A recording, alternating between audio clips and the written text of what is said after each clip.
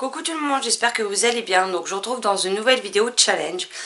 Steph, ma copine du blog et de la chaîne, alors avant c'était la lecture de Steph, je crois que le nom a légèrement changé. Je vous laisse son lien en barre d'infos dans tous les cas. A créé un challenge, donc le Home Book Challenge, qui a commencé hier soir à 18 h et prendra fin dans 2 semaines le mardi soir à 23 h 59 si je ne me trompe pas, pour le confinement et essayer de lire un maximum.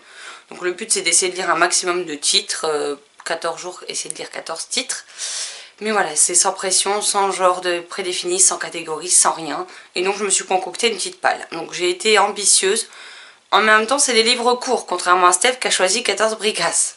Donc on commence tout de suite avec Aberration, le tome 2, l'avertissement de la sorcière de Joseph Delaney chez Bayard Jeunesse. J'avais beaucoup aimé le premier tome, donc j'ai hâte de me plonger dans cette suite. Parce que je vais les lire tout de suite quand je l'ai acheté. Et malheureusement avec les événements, j'ai pas eu le temps. Chat s'en va et Chat revient de Luc Blanvillain chez Fleurus, qui est sorti, alors moi c'est des ENC, mais il est sorti le 7 février dernier. Le corps de Stephen King chez Albin Michel Louise.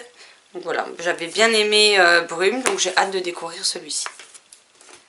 Les Magiciennes d'Avalon, le tome 2, Le cristal de Cara de Rachel Roberts chez Bayard Aventure. Kepler 62, le tome 1, L'appel de Björn Sortland, Timo Parvella et Pasi Pitkanen, j'espère que ça se prononce comme ça, chez Nathan. Amelia Fang, le tome 4, Le goûter complètement fabuleux de Laura Helen Anderson chez Casterman. Il y a quand même des petites bricasses. Les Faucons de Ravera, le tome 3 de Melissa Caruso chez Brajlon dans la collection Big Bang que j'attendais avec tellement d'impatience qu'il va y passer. Donc c'est un SP que j'ai reçu. Deuxième SP, La malédiction des Dragon's Blood, le tome 1, la nouvelle saga de Anne Robillard chez Michel Lafon qui me fait très envie. Je vais bien, ne t'en fais pas d'Olivier Adam chez Pocket. Il y a des tout petits livres quand même dedans. Angelica Varinen, le tome 4, La malédiction du tic de N.M. Zimmerman chez Flammarion Jeunesse, pardon.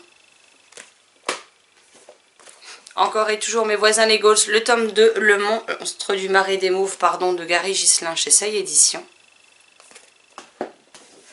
Si on chantait, un collectif de 13 auteurs chez PKJ dont les bénéfices iront au secours populaire français. Donc c'est assez particulier puisqu'un auteur a commencé l'histoire, le chapitre d'après c'est un autre, et puis ça nous donne une histoire au complet. Donc je suis très curieuse de découvrir ce titre. Le tome 2 de Vlad, le pire vampire du monde, 100% copain de Anna Wilson, illustré par Catherine Durst chez Talent Édition. J'ai bien aimé le tome 1, donc forcément j'ai eu envie d'acheter la suite et de me plonger dedans. Ensuite, je l'ai compté comme 1 parce que la dernière fois, la première trilogie, je l'ai lu en 40 minutes. Donc, L'île au dragon de Éric Savoisin, illustré par Jérémy Fleury, donc le tome 1, Braise. Le tome 2, Le borgne rouge. Et le tome 3, L'homme aux jambes de fer. Je me disais bien qu'il devait manquer un mot dans ma phrase. Qui me fait très envie et j'aime beaucoup, donc voilà. Le gardien des tempêtes, le tome 1 de Catherine Doll chez Bayard qui m'a été offert par Tania à Noël. 2 livres que j'ai empruntés à la copine Marilyn. Donc Esprit maléfique, le tome 1, La maison des possédés de Hélène O chez Nathan. Parce que confinement manquait, mais il faut peut-être que j'avance dans les livres qu'elle m'a prêté quand même, ce serait bien. Signé Poetics de Elisabeth Acevedo, publié chez Nathan. Et le dernier, c'est un album jeunesse, donc celui-là, il va pas mettre longtemps à être lu. Il s'agit de Azoro, le tome 9, et L'œuf mystérieux de Laurent et Olivier Souillé au scénario et Jérémy Fleury aux illustrations, publié comme toujours chez Ozu. Voilà, donc je crois qu'il y a un peu plus que 14 titres, hein, mais bon, j'ai pas beaucoup pu lire ces derniers temps, donc comment vous dire que là je compte m'y mettre à fond. En plus, hier j'ai terminé un livre, je l'ai terminé, j'ai quasiment tout lu, hein, j'ai lu 369 pages sur 469 hier, une fois que le challenge avait commencé, et c'était The Best Lie de Sarah Liu chez Brajlon dans la collection Fibs, qui est la collection Thriller Royer, que je vous parle dans le prochain point lecture. Voilà, cette vidéo est à présent terminée. Je suis désolée si vous avez l'impression qu'elle est un peu expéditive, mais je me rends compte qu'en fait j'ai plus de batterie sur mon caméscope et que le temps que je le charge, ben, on en a pour un moment. Donc j'ai préféré ne pas perdre trop de temps et pouvoir tourner cette vidéo pour la monter tout de suite et la mettre en ligne.